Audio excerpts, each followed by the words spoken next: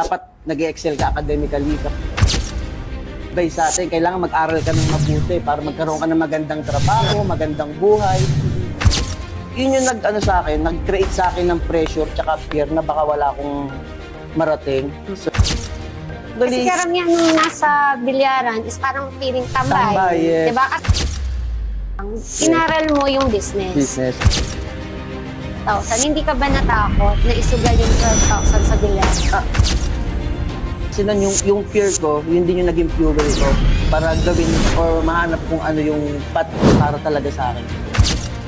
Doon ako nagpe-pay attention. Kailangan galingan mo araw-araw o mag-improve ka araw-araw. Nasa bahay ka lang, nag-scroll ka na naman ng social media mo, tumutok at manood ka ng Evitalk Podcast at manalo ng 200 GCash prize. Itag ang 5 friends, react and share, at i-comment ang hashtag Evitalk Podcast. Ano bang hinihintay mo? Sali na! Isang magandang araw sa ating mga ka-Evi viewers na nanonood sa ating mga online platforms. Welcome to Evitalk Podcast Season 3. My name is Miss Joycey. I'm here to inspire and make a big change in your life. Maraming salamat po sa patuloy na panonood sa aming Evitalk Podcast simula pa ng 2022 up until now.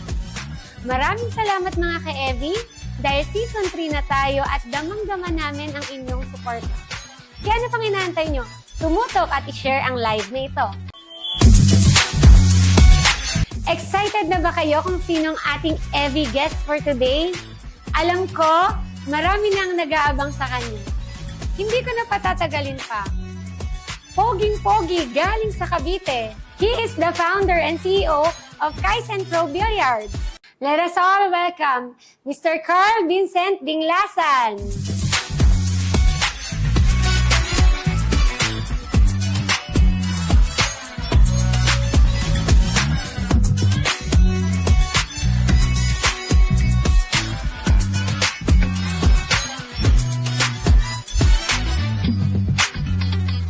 Batiin mo naman, Sir Carl, ang ating mga ka-Evi viewers na nanonood sa ating Evitalk Podcast. Yan.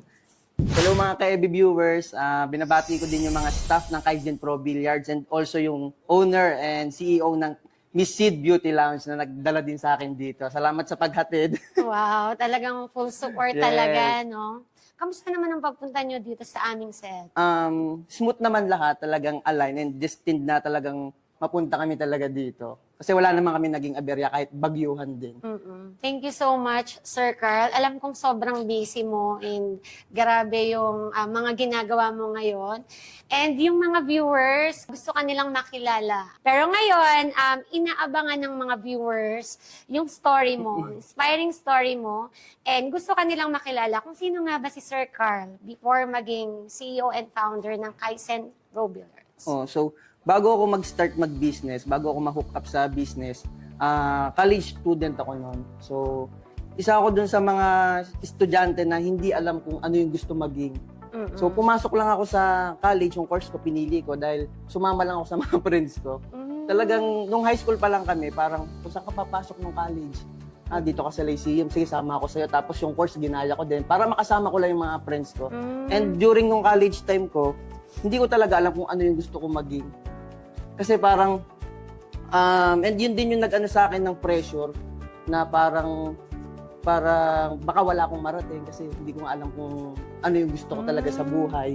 And isa kasi ako sa mga parang nataniman ng program na dapat nag-excel ka academically kapag, di ba, alam naman yung mga normal na advice sa atin, kailangan mag-aral ka ng mabuti para magkaroon ka ng magandang trabaho, magandang buhay.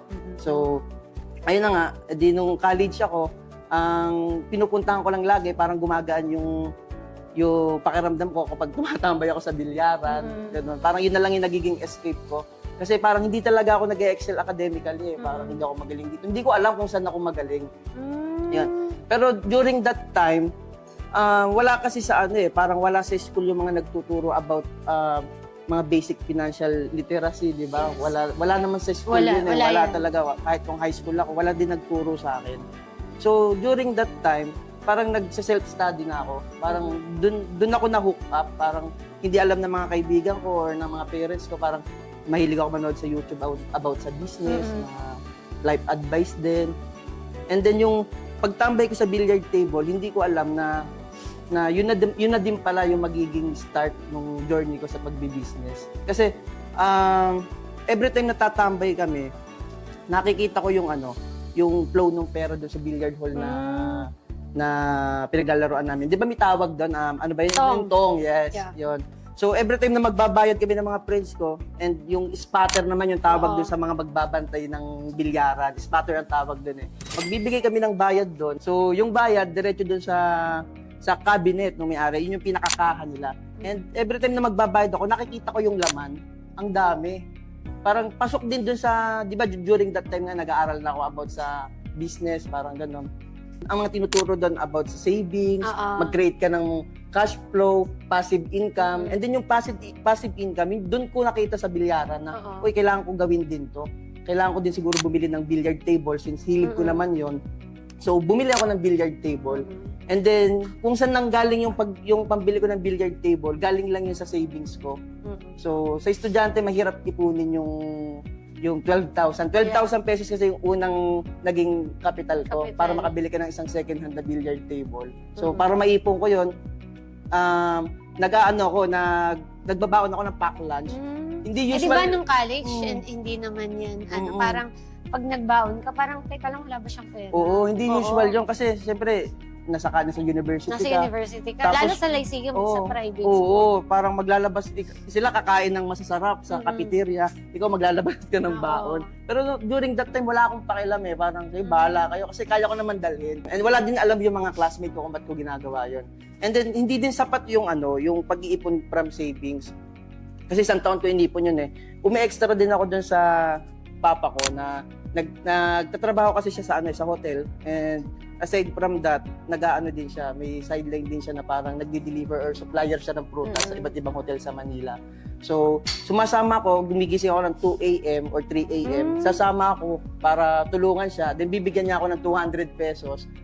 Tapos, after nun, 6 a.m. tapos na kami. Kasi pagka from Cavite to Manila, 1 hour lang pag madaling araw. So, mahirap kasi madaling araw gising ka na, tapos tutulungan mo pa yung parents mo. Tapos uuwi ka pa papunta ng Lyceum. Manila, parang Cavite to Manila, tapos Manila to Cavite ulit para pumasok naman. Minsan nalilate na ako. Ganon. And then, ayun nga, doon ko naipon yung after 1 year, naipon ko yung 12,000 pesos. Kasi maliit lang talaga sa savings, sa allowance ko, parang 50 pesos lang yung naiipon ko. So, yun yung pinambili ko ng first billiard table ko. Kaya nagkaroon ako ng passive income nung college pa lang ako. So, ibig sabihin, Sir Carl, nung time na yun, parang tumatambay ka sa bilyaran para maglaro or parang maglibang lang? Actually, parehas. Para maglaro kasi nung time na yon parang gusto ko din talaga maging player ng billiards. Gumaling sa paglalaro. At the same time, nalilibang talaga ako kasi nga sa school, parang hindi ko alam kung para saan ba talaga ako. Parang hindi ko mahanap yung sarili ko sa school eh. Kasi hindi ko trip yung mga subjects. Parang gano'n. Patuloy, nakakasama ko, mga kapwa-tambay. Gano'n. So yun, parang doon, nung nag-billiards ka, parang hindi ka talaga mahilig mag-aral. Noong mga panahon na yon. Actually, kasi karamihan nung nasa bilyaran is parang feeling tambay. Yes. Diba? Kasi actually kami, Sir Carl, may bilyaran kami. So yung tatay ko, siya yung nagmamanage doon. Eh madali lang naman kasi i-operate yun eh. Basta may isa ka lang tao. na bantay. Nabantay, kukuha lang ng tong, tapos set up. Madali lang siya. Tuloy-tuloy yung income, di ba? Pero actually, nakakalibang talaga siya. Ang ganda nung journey mo. Kasi parang sa iba, syempre tambay. Parang sa image, actually ako, ganun yung perception ko sa mga naglalaro sa bilyaran namin. Ito, andito na naman to, tatambay na naman to. So, pero yung sa'yo, dahil nga hindi mo alam yung path mo, is inaral mo yung saan ba ako? Kasi hindi ko talaga alam kung ano yung gusto ko. Pero dun ka nalilibang, inaral mo yung business. Yeah. And then, dahil nga sa patuloy mong pag-aaral, dun mo na-discover, okay, ganito pala nag-ooperate itong negosyo na to. Hanggang sa nagka-interest ka na, advanced na pala yung ginagawa mo. Yes. Actually, yung mga paghingi nga sa parents, yan din yung iniiwasan ko dati kasi alam ko yung hirap ng mga parents ko. Kahit na mahilig ako tumambay sa bilyar, hindi naman ibig sabihin, tambay lang din ako. Yeah. Hindi ko lang talaga makita kung para saan ako. Pero yung concern ko sa parents ko, nandun pa rin. Talagang hindi ko sinasayang yung pagpapaaral nila sa akin, gano'n. Kasi alam ko yung hirap ng parents ko. Talagang araw-araw ko nakikita yung hirap ng papa ko, 2 a.m. din gumigising. Kaya parang na-build sa akin yung yung discipline, tsaka yung sense of responsibilities talaga. Na-build sa akin yun kasi nga, pandakay mo, makikita ko yung papa ko gigising ng 2 a.m., uuwi ng 7 p.m., kunti lang yung itutulog. So, yun yung na-adapt ko naman sa parents ko, yung disiplina talaga. Pero anong nagbi-billiards ka? Di ba, nagkaroon ka na ng investment, naipon mo na 12,000, hindi ka ba natakot na isugal yung 12,000 sa bilyaran?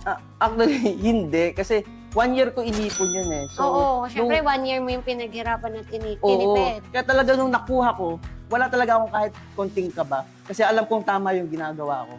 So, yung naipon ko yung 12,000 na yun, nakabili nga ako ng billiard table. Yun dun din naman nag-start yung pagbabuy and sell ko ng billiard table.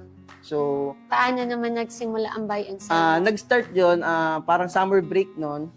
Yung mother ko, nagpa-repaint ng bahay. And then yung billiard table na pinapalaruan ko, pinasabay ko. Baka sabi ko, kuya, baka pwedeng pasabay din ipa-repaint yung billiard table. And then, after na mapinturahan, gumanda siya. Doon na pumasok yung idea na, may potential itong billiard table na to. Pwede ko pang mabenta to ng mas mahal. So, dati, binili ko siya ng 12,000, nabenta ko siya ng doble. Wow.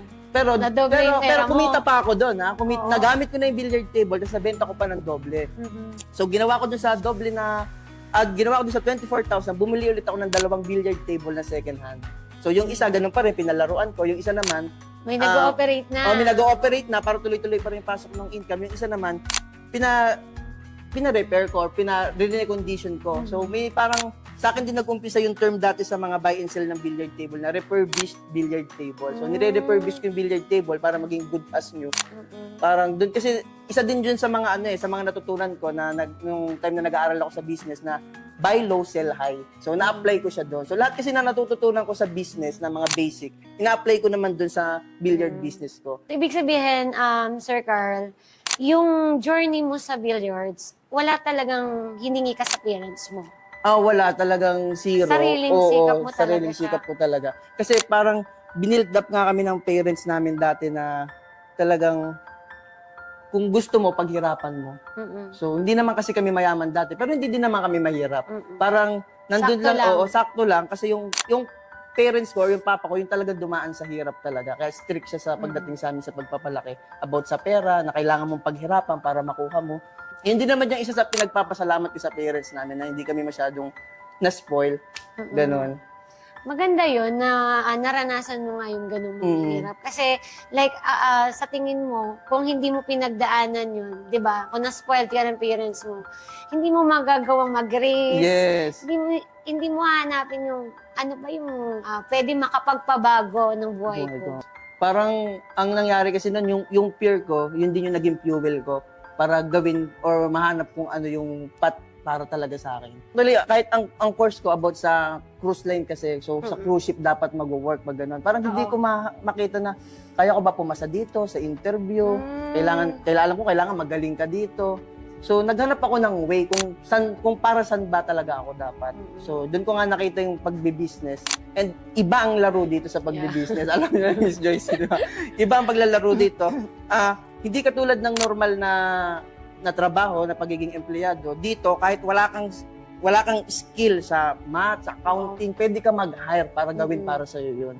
So, dito mo talaga mapapakita kung sino ka talaga. So, yun.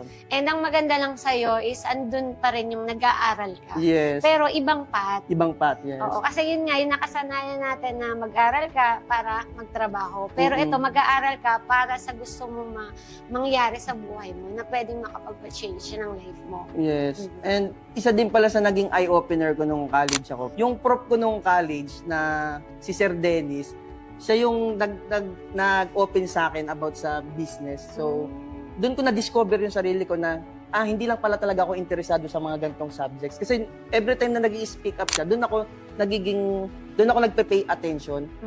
Kasi ang dinidiscuss niya, hindi kasama sa curriculum. Oo. So kahit ang subject niya parang basic safety, ang laging kinukwento niya about sa business. And napansin ko, parang ako lang yung nagpo-focus sa mga topic niya, sa mga kwento niya. So doon din pala nag-start. Nag-start, Yes. nagkaroon ka ng interest. Nag-interest sa mga sa mga businessman talaga, Oo. ganon.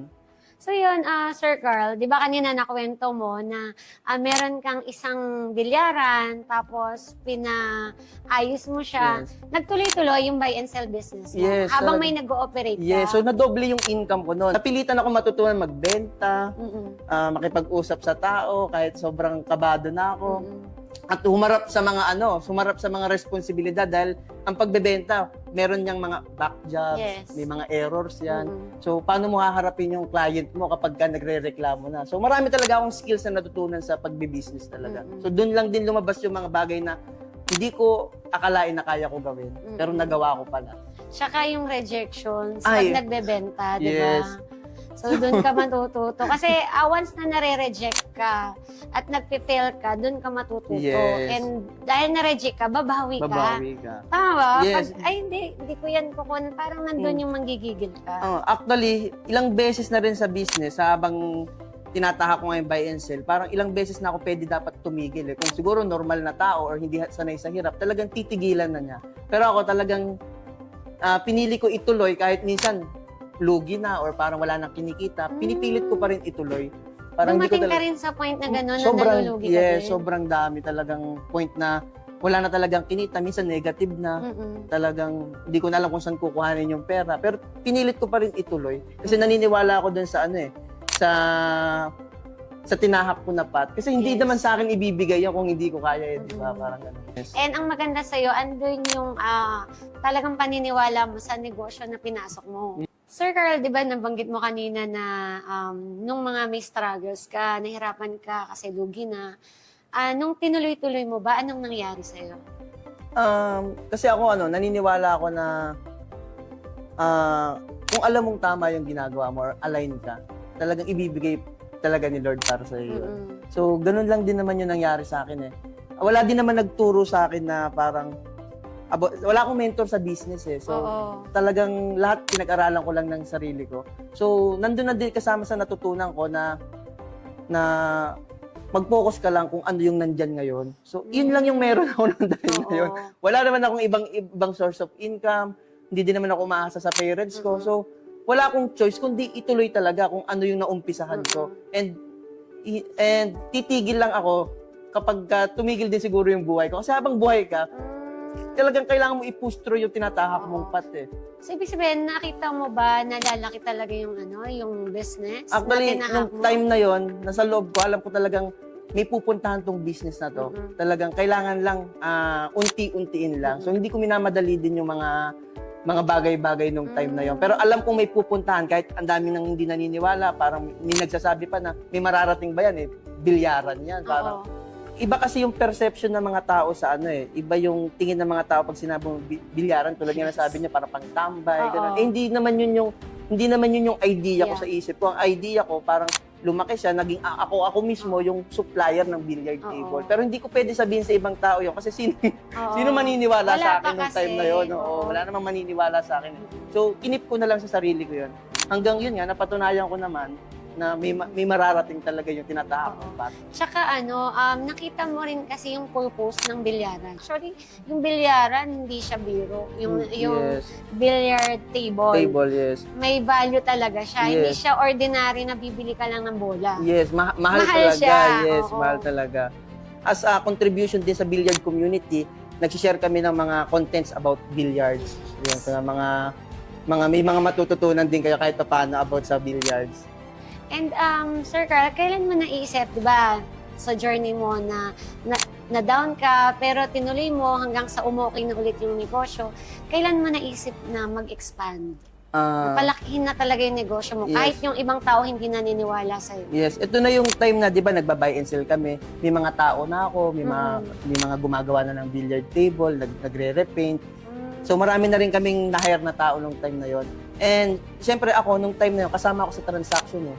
Ako yung nagbebenta, ako yung isa ako sa mga gumagawa din, nag-i-install, and ako din yung driver. Kasama ako sa pagbebenta hanggang ma-deliver yung billiard table, kasama ako ng mga tao. So, very close din kami ng mga tao ko. And then, yung mga tao ko na yun, alam ko yung struggle nila sa buhay, yung problema nila, financially, family problem. And then, yung na-realize ko na parang ang dami nang nakarely sa akin na pamilya, na mga tao. Doon ko na pagtanto na, hindi ako pwedeng tumigil. Hindi pwedeng stable lang, hindi pwedeng buy and sell lang. Kasi Miss Joyce, alam mo ang business, pag tinarget mo na stable yan, pabagsak yan. Yeah. Dapat ang business, nag-i-improve yan, lumalaki yan. So doon ko napili na kailangan ko i-expand yung business na to para hindi mawalan ng trabaho tong mga tao na to. And nakita ko na parang hindi lang sarili mo yung iniisip mo. Yes. Diba? Kasi kung inisip mo yung sarili mo, okay na ako eh. Yes. Kumikita na, okay na yung negosyo, stable na. Ngayon, ang nakita mo yung mga empleyado mo Yes. na gumagawa, ano yung pwedeng maging future nila. Yes. So ngayon, manufacturer ka na ng billiards. And ano yung pinaka-challenging part sa pagiging manufacturer? So dun sa nung from buy and sell, pinili namin maggawa na ng mga sariling billiard table. Nag-umpisa na dun yung pagko-customize ng billiard table. And dun kami nakilala. Kasi maraming mga bahay na bagong gawa or sports bar na meron silang prepared na itsura ng billiard table pero hindi ma-provide ng ibang maker. So kami yung hindi naman una pero kami isa sa mga nag-stand out pagdating sa mga pagko-customize ng billiard table. So doon na kami nag-start mag-transition sa manufacturing talaga na maggumawa ng mga billiard table. And yung naging struggle namin doon, number one, is yung production and finance talaga. So, ang hirap kasi dati parang paisa-isa lang, katanggap ka ng order tapos customize pa. Siyempre, ilang linggo mo din gagawin ng isang billiard table kasi yung medyo mass production na, yung tumanggap ka na ng maramihan. Doon kami nagkanda loko-loko din sa business kasi hindi namin na ma-provide yung mga tinanggap namin na orders, hindi namin ma-provide ng maayos during that time. Parang syempre nabigla kami parang ay ang dami pala. Oo, medyo nagkaroon kami ng struggle talaga nung time na yon. Pero naayos naman namin, yun naman ang maganda doon. So, nakita niyo naman na, okay, pag tumanggap ako ng parang paramdam ni Lord niyo, hindi ka pa ready. Ba't mo pinilit? So ngayon, ano yung ginawa mo para, yun nga, nung in-accept mo na, ano yung ginawa mo para ma-deliver mo yung mga orders? Yung sa production namin. So, ang ginawa namin, nag-hire kami ng mas maraming tao. Talagang self-made lang yun. Parang, ganun na parang sarili ko lang lagi. Parang ako lang mismo lagi yung nag-aaral para sa sarili ko. Ayun. So, ibig sabihin, Sir Carl, in-explore mo lang talaga siya. And then, nung time na lumalago na, talagang hindi mo na siya pinabayaan. Yes, ganun. Ang isa din nagpalago sa amin talaga is yung pagko-content. Na-anticipate ko na dahil sa pag-aaral ko ulit, na-anticipate ko na ang susunod na wave sa business or susunod na trend, kailangan marunong ka mag-content. Kailangan mo i-apply sa content creation yung ginagawa mo. Dahil pag hindi ka sumabay sa trend, talagang maiiwan ka. And yun yung nangyari sa mga kasabayan ko na pinili nila mag-stay sa traditional way ng pagbe-business. Post lang dito, post lang dyan.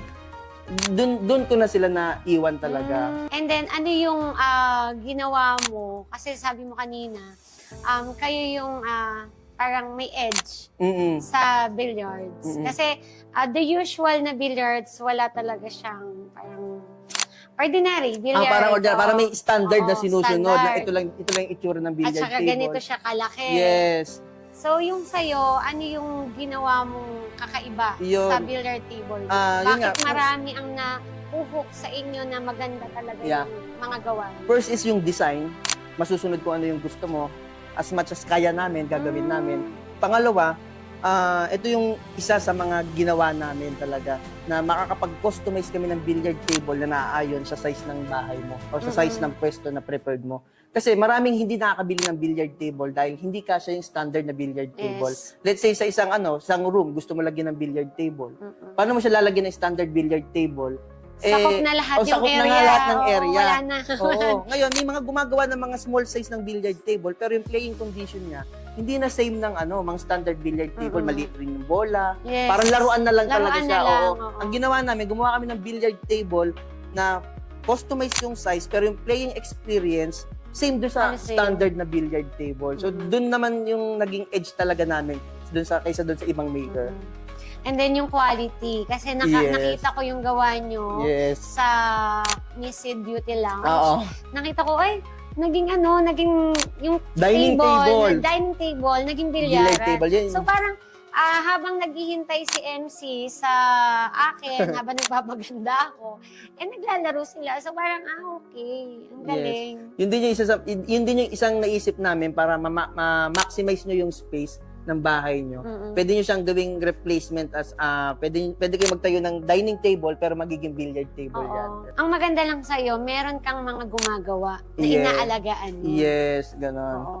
Kasi yung mga gumagawa na yon, pag sabi mo nga kanina, wala pang umalis. Yes, wala Ang pa galing naman. mo naman na, boss. So doon ako na-amaze sa'yo. Kasi, syempre, di ba, pag yung sa pag-handle ng tao, hindi siya madali. Yes, hindi talaga. Pero, na-handle mo kahit iba't ibang ugali at yung ginagawa mo para hindi sila umalis. Actually, chill lang talaga ako eh. Kung hanggat kaya mo i-tolerate or magparaya. Not really na i-tolerate talaga pag mali na yung ginawa.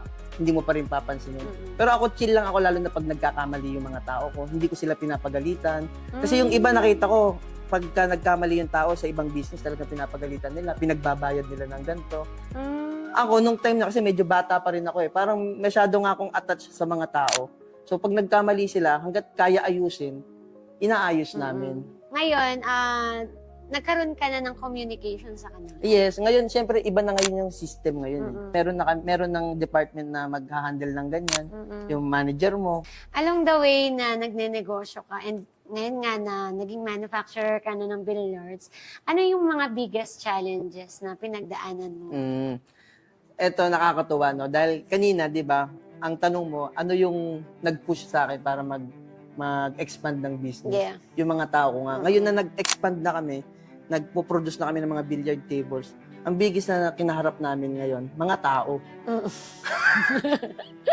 Totoo. So dati, concern ka sa mga tao mo, ngayon sila pa yung nagbigay ng sakit sa ulo mo. And hindi ko naman sila sinisisi, dahil nung nag-expand na kami, siyempre, lalabas na dyan yung may sistema na, may HR ka na, may manager ka na, na nag-handle ng ng mga bagay-bagay. So yung pamamalakad mo dati, iba na sa pamamalakad ng manager mo. Dahil hinire mo siya, pagkakatiwala mo sa kanya yung ganong klaseng sistema. Dahil yun naman dapat yung standard na procedure ng pagbibusiness. So, doon na, siyempre, nanibago yung mga tao na hindi na ako yung nag-handle, nagre-resist, mga reactive. Kasi iba na yung sistema eh. Parang ang lagi nilang tanong, bakit dati kay Boss Carl, ganito, ganyan. Okay lang naman. Oo, tapos sunod-sunod na yung sumbong sa akin, hindi na magkasundo.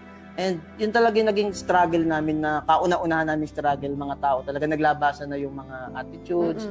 And hindi ko naman sila sinisisi kasi siguro kailangan ko mas intindihan na nagkulang din ako, na naging maluwag din ako dati tulad nga nung sinabi ko dati. Ay ngayon hindi na pwede. So yun yung naging struggle namin mga tao. And sobrang sakit sa akin nung part na yun, nung pinagdaanan namin na yun. Kasi nga, nagkaroon na ng boundaries eh. So parang nahirapan din ako mag-adjust no, na dati kasama mo sila transaction, magdi-deliver, ikaw pa yung driver. Ayun, so hindi sila sanay doon sa bagong sistema. Kasi lumabas na yung magkakaibang beliefs eh. Yes. Paano mo na-overcome yun? Yung challenge na yun? Nung una, nai-stress pa ako kakaisip, paano mangyayari nito, paano mangyayari dyan, sasama na yung loob sa akin nito. Actually, wala talaga akong ginawa eh. Talagang, trust and surrender dun sa process. Kasi naniniwala ako na yun naman talaga yung tamang proseso. And also, kaya ka nga nag-hire para mas lumaki yung Yes. company mo. Yes. So, kung hindi mo susundin yung tamang way, babalik ka lang din sa dati. Tama. Old school ka pa rin. Yes. And ngayon na okay na yung company mo, ano yung mga ino-offer nyo sa Kaizen Billiards po? Okay. Kasi di ba noon parang benta-benta lang Yes. ng billiards. Ngayon ano yung parang ginagawa nyo para makapasok din yung mga small entrepreneurs or yung mga walang puhunan? Yes. So, dati nga, ang ino-offer namin sa Kaizen Pro Billiards, yung mga customized billiard table, mga standard tournament size ng billiard table. Then, one time, nakaisip ako ng idea na paano ako makakapag-add ng value sa mga tao or paano ako makakapag-contribute sa billiard community. So, doon na pumasok yung system namin na tinatawag namin na boundary system. So, parang ginawa namin yung system na yun para magkaroon ng access yung mga tao sa billiard table. Kasi isa sa mga nagiging barrier kung bakit hindi nakakabili ng billiard table yung mga tao or hindi sila magkaroon ng billiard table is yung presyo ng billiard table. Sobrang mahal, almost 100,000 para magkaroon ka ng isang standard billiard table, di ba? So, paano din lalago yung billiard community at billiard industry kung kokonti yung billiard table sa Pilipinas, di ba? Kung limitado lang yung mga taong nakakabili ng billiard table or kokonti lang yung may kakayanan bumili ng billiard table. So, nakaisip kami ng idea kung paano luluwag yung barrier para magkaroon ka ng isang billiard table. So, doon nga pumasok yung boundary system kung sa magkakaroon ka ng billiard table kahit wala kang kapital. Walang kapital, Yes. pwede magnegosyo. Yes, ang kailangan mo lang ilabas is yung, instead na bumili ka ng billiard table sa amin na worth 85,000 to 100,000 plus, ang kailangan mo lang bayaran is yung delivery and installation charge. Parang yun na lang yung magiging kapital mo. Yung expenses na lang para madala yung product. Yes. Ay, yung bilyar. Yung billiard table. And aside from that, meron lang deposit na 10,000 pesos. Pero sa'yo pa rin yun. As long as aalagaan mo naman yung billiard table, pag binalik mo, same condition pa rin or wala namang damage, ibabalik namin yung deposit Pera. mo. So, gumagana siya. Halimbawa, nag-avail ka sa amin ng boundary system, wala kang pambili ng billiard table, pero gusto mo magkaroon ng billiard business. Oo. Saka may place ako. Siyempre, dumadaan sa screening yon. Ang requirements namin doon, tama ka, dapat may place ka, nasa iyo talaga. Para hindi ka na magre-renta kasi mahihirapan ka pa pag nagre-rent ka. So, dapat maganda yung pwesto mo. And pangalawa, dapat may idea ka na sa billiard business or may idea ka sa billiard industry. Player ka or mahilig ka sa billiard, parang hindi ka na Andun mahirapan. yung interest. Yes, yung interest. Oo. Or katulad mo, dating merong yung parents mo nabanggit mo merong bilyaran dati. Oo, alam ko na kung paano magpatakbo. So, yun yung pinaka requirements namin. Aside from that, mga papers na. So, kapag na-provide mo naman yung mga papers, may pwesto ka maganda and napatunayan mo naman na may idea ka sa bilyaran, dadalan ka namin ng billiard table. Ang babayaran mo lang is yung delivery and installation charge. So, yun na yung pinakapuhunan mo. So, yun nga yung naging way namin para makatulong sa mga tao kung paano makapag-start ng business. And nag-click naman siya. Oo. Kasi unang labas pa lang namin nung content, nung ads. Actually, organic lang kasi kami mag-post eh. Di kami nag-paid ads eh. Unang labas pa lang namin, ilang araw pa lang, million na agad yung views. So, ang dami nag-reach out sa amin, iba't ibang lugar. Kaya lang, ang offer namin, limited lang sa ngayon sa Cavite, Laguna, Batangas, Calabarzon area lang. Pero ang dami pa rin namin natulungan na makapag-start ng billiard business. And hanggang ngayon, running talaga siya. Wow, ang ganda ng idea, no?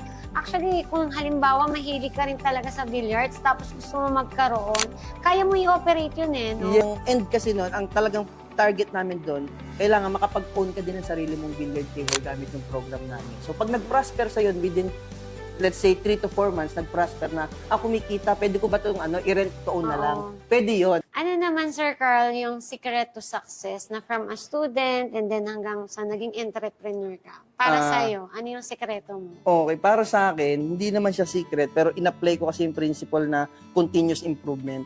Yung kasi yung pangalan ng business namin Kaizen Pro Billiards. Yes. Kaizen means continuous improvement in Japanese, di ba? Oo. So, yun lang yung ginawa ko na parang maging better ka every day, kahit 1% lang. Parang ganun. So, nagkamali ka ngayon, improve mo bukas.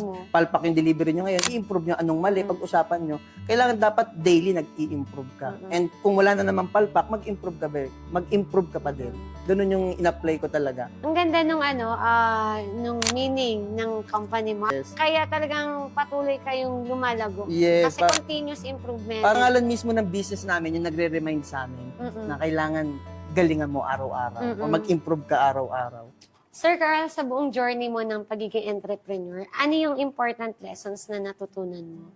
Actually, marami And usual na maririnig mo siya sa mga businessman, tulad ng mga, siguro sa mga ibang interview mo na napanood ko na, and same lang din yung mga lessons. Siguro yung lessons na lang na para sa akin pinakamahalaga, yun yung wag ka din makakalimot na isama si Lord sa i-include sa lahat ng sa business mo, sa decision.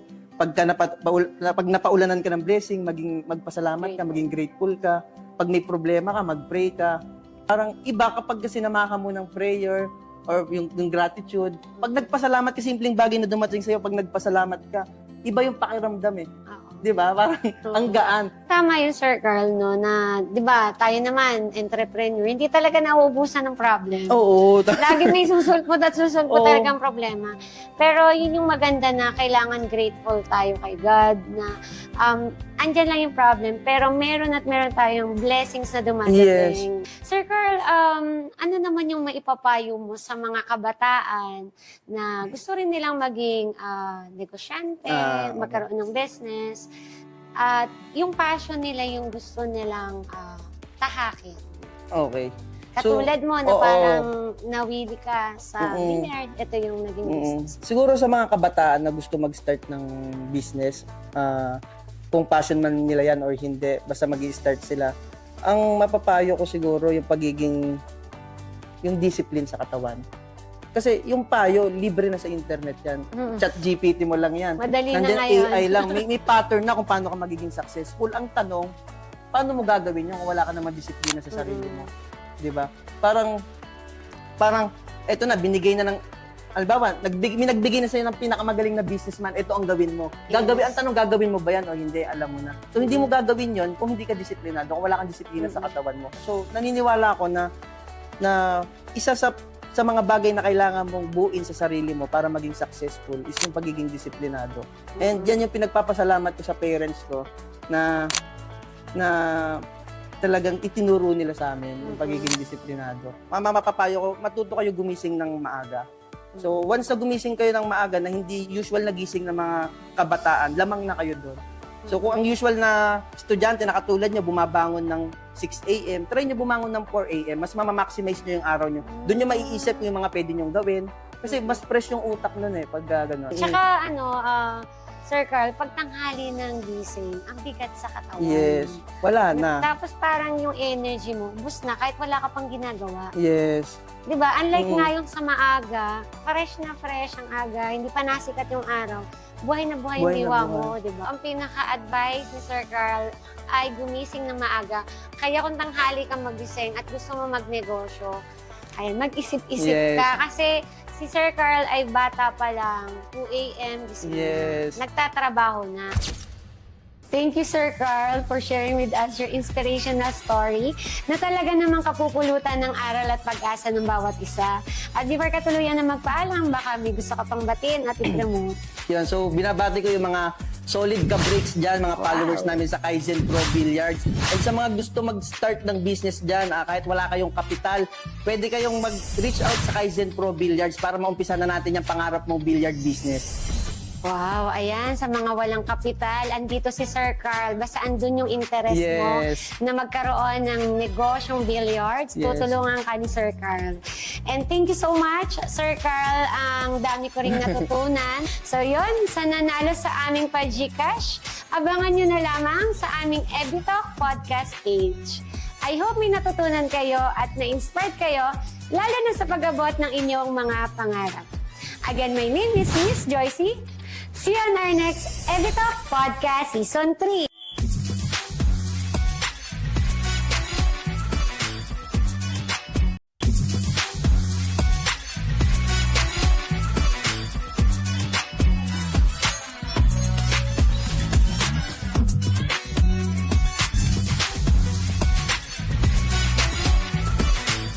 EviTalk Podcast would like to thank the following: Evidence Health Beauty and Skin Essentials, MacJoy E-Commerce Corporation, J. Caprioli Designs, etc., Print Pinas Los Baños,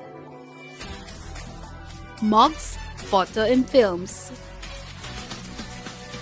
Speedway Business Solutions Corp., We Trade Innovation Solutions,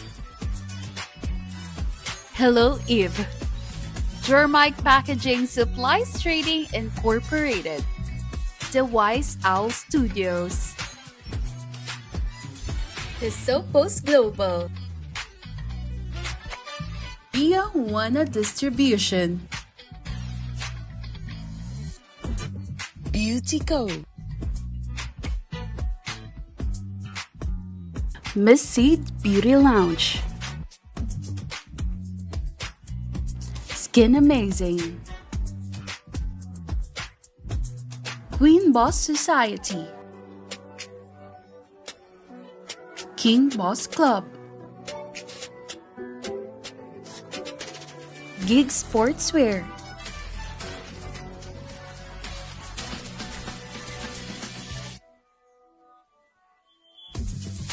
Manang Aneng, Presyong Kapatid, Komi, T&M Manufacturing Corporation, Buchan Manila,